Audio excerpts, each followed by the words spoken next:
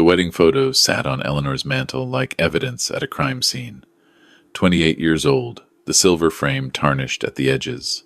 My wife stood there in white lace, radiant, her arm linked through mine. Behind us, her parents, Richard and Constance Whitmore, smiled with the tight-lipped restraint of people who'd just swallowed something bitter. That photo was taken 3 months after I'd made the biggest gamble of my life, buying a controlling stake in a failing tech startup with my last $12,000.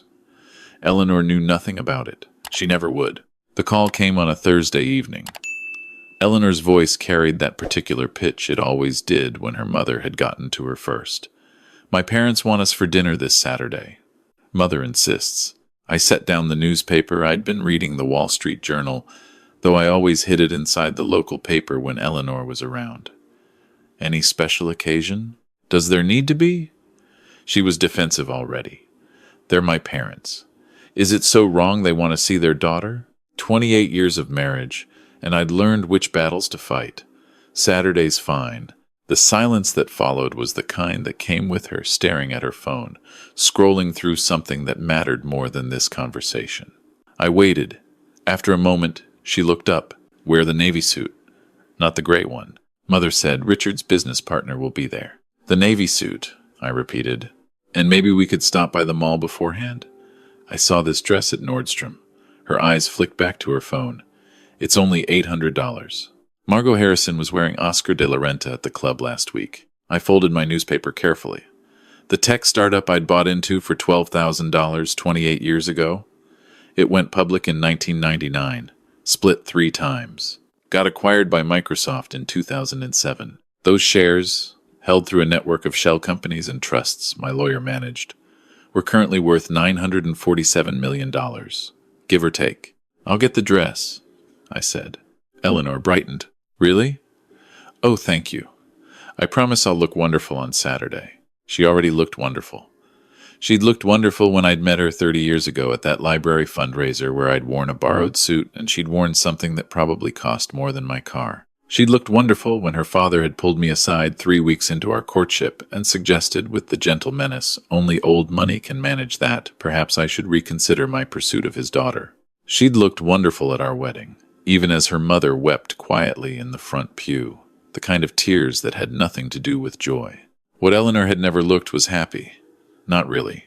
Not for a long time. Saturday arrived with the kind of crystalline autumn weather that made Connecticut look like a postcard of itself. I drove our 12-year-old Volvo up the winding driveway to the Whitmore estate, 14 acres in Greenwich, the house a sprawling Tudor that Richard's grandfather had built with steel money. Eleanor had grown up here. Sometimes I wondered if she'd ever really left. Richard answered the door himself, which meant the housekeeper had the evening off. It was a power move, making it seem casual, familial. He was 73 now, still tall, still commanding in that way men of his generation and tax bracket managed without effort. "There you are." He shook my hand with just slightly too much pressure. "Good to see you. Come in. Come in." Constance is in the drawing room. The house smelled like furniture polish and old money. Not the new money that smelled like ambition and anxiety. The old kind that smelled like inherited certainty. We found Constance arranging flowers, white roses, probably $200 worth, probably dead by Tuesday. "Eleanor, darling." Constance kissed the air near her daughter's cheek. "You look lovely. Is that new?" "From Nordstrom," Eleanor said, smoothing her hands down the $800 dress. Constance's eyes flickered to me, then back to Eleanor. "Lovely," she repeated, in a tone that meant anything but. We moved to the dining room. Crystal glasses caught the light from the chandelier. The table could seat 14. Tonight, it was set for 5. The 5th place setting had a name card. "Mr. Harrison." "I hope you don't mind," Richard said, pouring himself scotch from a decanter that was older than I was. "I invited Charles Harrison. You remember Charles, don't you? He's just returned from Singapore. Fascinating what he's doing in private equity." I remembered Charles Harrison. I'd sat across from him at a charity auction in 2008, where he'd bid $40,000 on a golf weekend, and I'd bid $50 on a basket of wine. Eleanor had been mortified. I'd been outbid anyway. "Of course," I said. The doorbell rang. Richard went to answer it personally, another power move. I could hear voices in the foyer, the kind of hearty masculine greeting that came with money, recognizing money. Then Charles Harrison walked in, and I understood why we were really here. He was 65, silver-haired, elegant in the way of men who'd never had to wonder if they could afford something. He wore his wealth easily, the watch that cost more than my car, the suit that was definitely bespoke, the confidence that came with never being told no. "Eleanor," he said, and his eyes lingered just a moment too long. "You're even more beautiful than I remembered." Eleanor blushed. Actually blushed. I watched her transform into the girl she must have been before she met me, before she settled, before her parents spent 3 decades reminding her of that fact. "You remember my husband," Eleanor said, and there was something apologetic in her voice. "Of course." Charles extended his hand. His grip was firm, measured. "Good to see you again." Dinner was a masterclass in social warfare. Constance asked about my little gardening business with the kind of gentle condescension that made it sound like a child's lemonade stand. I ran a modest landscaping company, 3 employees, steady income, nothing remarkable. It covered our bills, Eleanor's shopping, the mortgage on our comfortable but not extravagant house. What it didn't cover was the lifestyle her parents thought she deserved. "Still working with your hands," Richard observed, cutting his filet mignon with surgical precision. "There's something to be said for honest labor." The way he said honest made it sound like an insult dressed as a compliment. Charles, meanwhile, talked about Singapore, about markets, about opportunities. He dropped numbers casually, a $12 million deal here, a partnership with a Chinese firm there. Eleanor listened with the kind of attention she hadn't paid me in years. "The world is changing so fast," Charles said, swirling his wine. "You have to stay ahead of it. Take risks. Build something significant." His eyes found mine. "Not everyone has that kind of vision." I smiled. "No, not everyone does." "Charles has done remarkably well," Constance said, which was her way of saying, "Look at what you could have had." "I've been fortunate," Charles said, with false modesty. "Smart investments, good timing, and knowing when to walk away from things that aren't working." He glanced at Eleanor when he said it. The message was clear. I was the thing that wasn't working. "How fascinating," I said. "And you're based in Singapore now?" "Splitting time between Singapore and New York. I keep an apartment in the city. You know how it is." He said this knowing I didn't know how it was, would never know how it was, though I'm thinking of settling down again. The right partnership is worth any price. Eleanor's hand trembled slightly as she lifted her wine glass. "Speaking of partnerships," Richard said, and I felt the trap closing. "Eleanor, did I mention Charles has been asking about you? He's been following your career. Those charity events you organize are quite something." "Hardly a career, Daddy," Eleanor said, but she was pleased. "More than a career," Charles said smoothly. "They're remarkable. You have a gift for bringing people together. It's rare." He paused. "I remember when we dated, you had such dreams. Gallery openings, cultural foundations. You wanted to make an impact." They dated? 35 years ago, before me, I'd heard about Charles Harrison in the way you hear about your spouse's ex-lovers passing references. Old photos quickly turned face down. I hadn't known they'd stayed in touch. The realization settled in my stomach like a stone. "That was a long time ago," Eleanor said softly. "But the dreams don't die, do they?"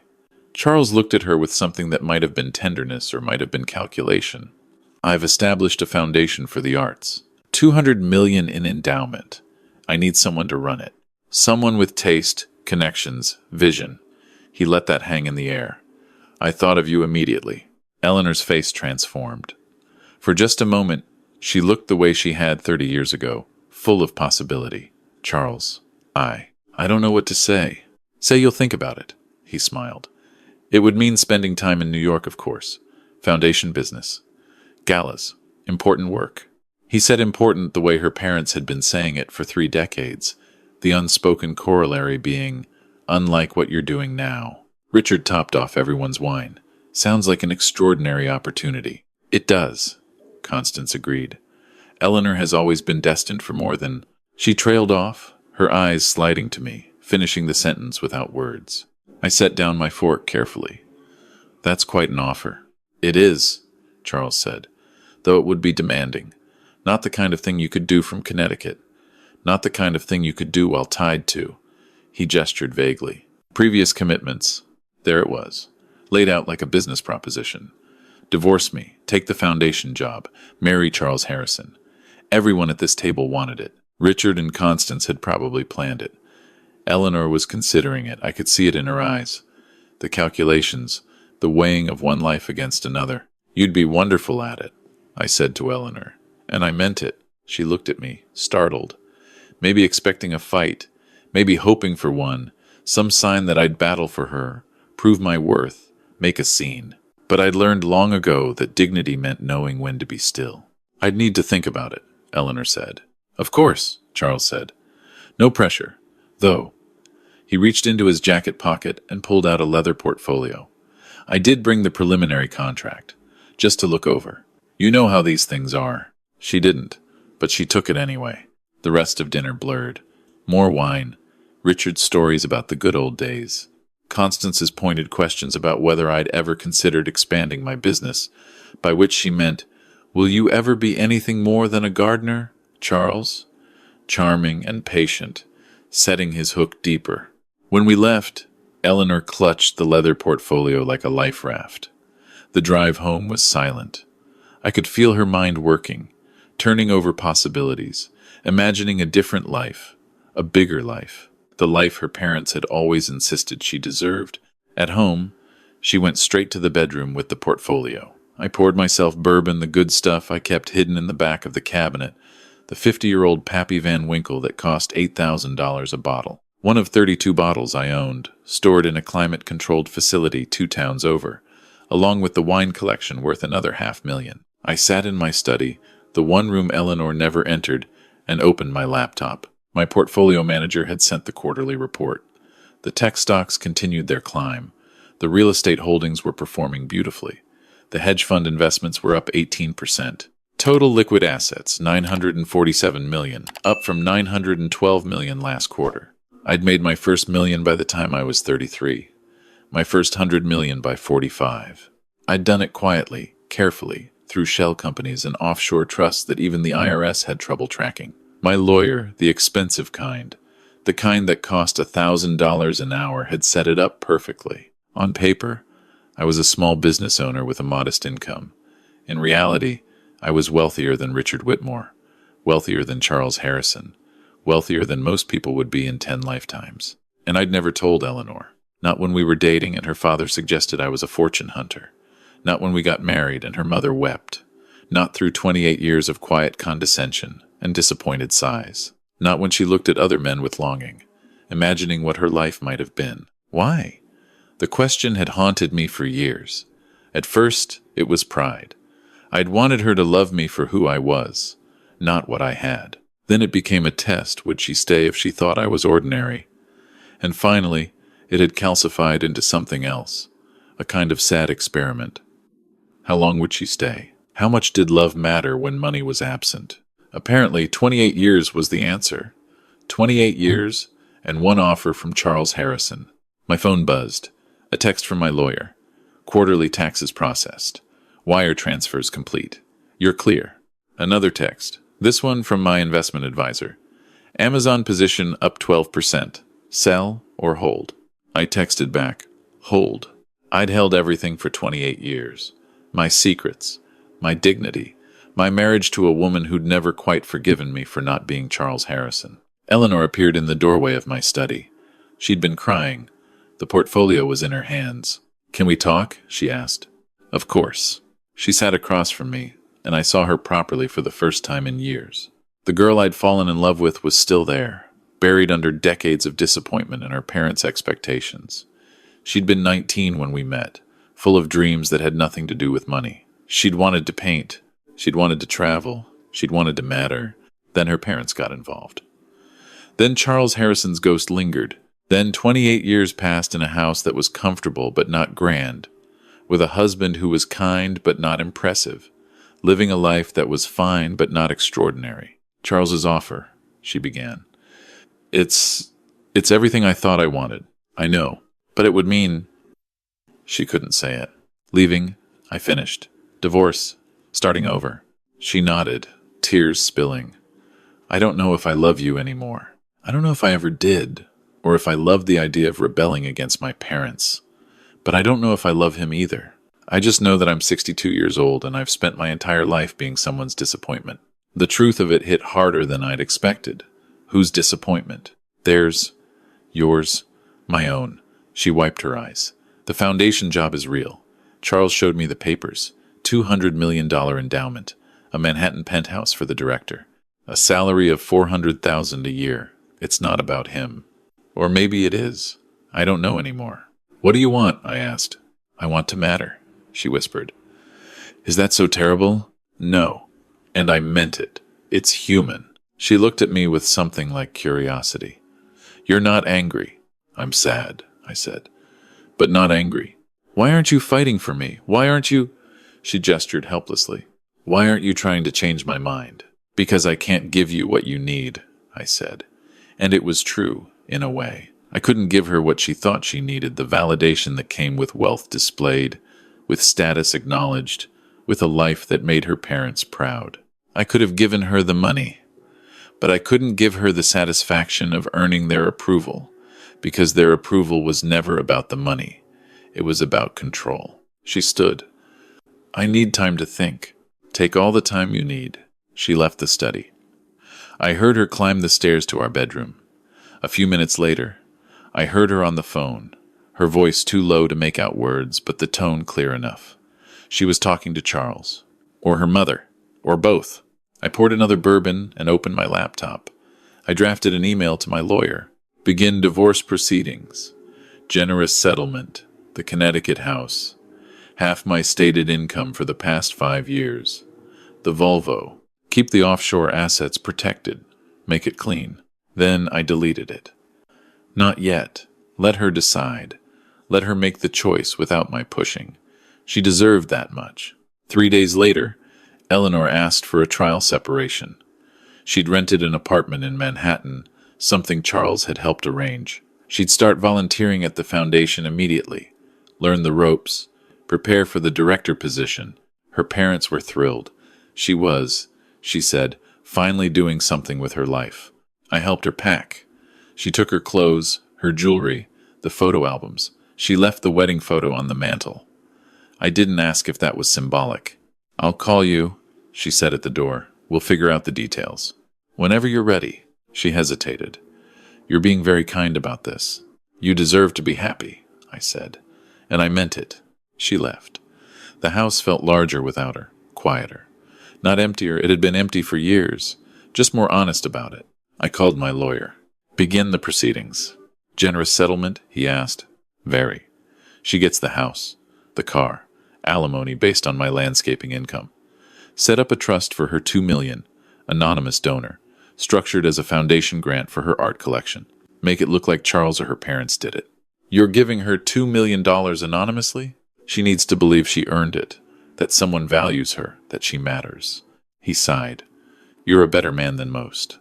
No, I said. I'm just tired. 6 months passed. The divorce was quiet, civilized. Eleanor got everything she asked for. She never asked for much. She didn't know there was more to ask for.